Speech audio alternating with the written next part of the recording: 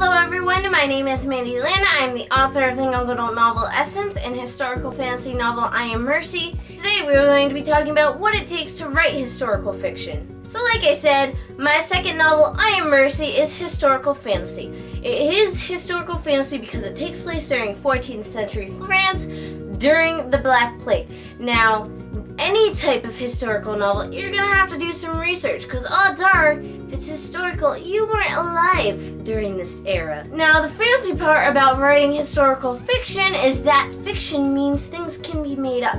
So it doesn't have to be completely fact. If you're writing historical nonfiction, that's a completely other story. You have to make sure every little itsy bitsy detail of that story is probably true. Or else you're gonna get hate letters. It just happens sometimes. But in fiction, you can make stuff up. Now, you can't make things up completely. You can't just say that during the Black Plague, people had hospitals and all that. I mean, I guess you could, but that's just, nobody would want to read a book like that. When you write a novel in a certain era, you want it to be correct to that era.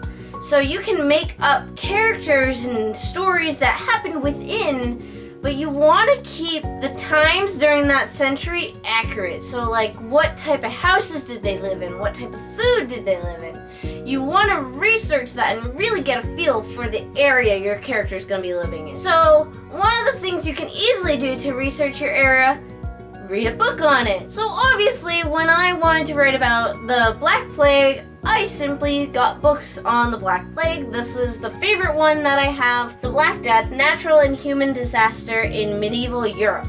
So I basically went through this book, took a whole bunch of sticky notes and highlighters and little scribbles in the margins, and then I had another notebook on the side of me that I scribbled notes in. So I just basically got a feel of what it meant to live during the Black Plague. And of course, there's always the internet. You can use the internet to research and really figure out what era you're writing about, what it meant to live and all that. And I, for one, am not a fan of the internet, especially when you're really going back far in time. It's hard to get accurate notes on that era. This book is actually a college textbook. It may not look like it, but it's used in college courses for medieval Europe. So if you can find a college textbook on the period you're writing in, that's probably your best bet. You have it written by professors with an endless amount of degrees who teach classes like this on the type of subject you're writing about.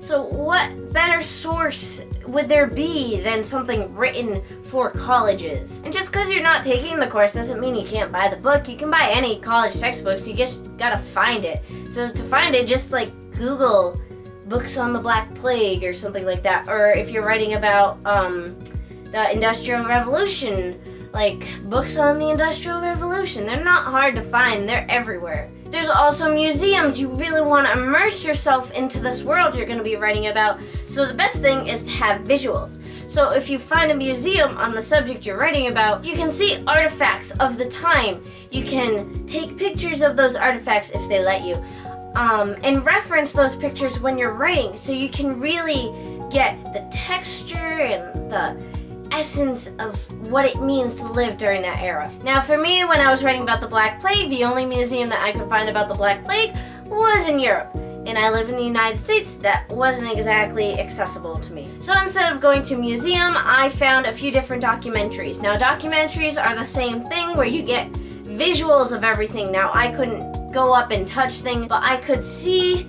physically what was going on. And even better with a documentary, if they do reenactments, you can get the emotion that's there as well. So you can kind of copy what you see into your book. First and foremost, though, you want to make sure wherever you get your research is reliable. That way you don't think you're writing about something that's accurate when it's really not. So those are a few tips I have on writing historical fiction. If you guys have any yourself, let me know in the comments down below.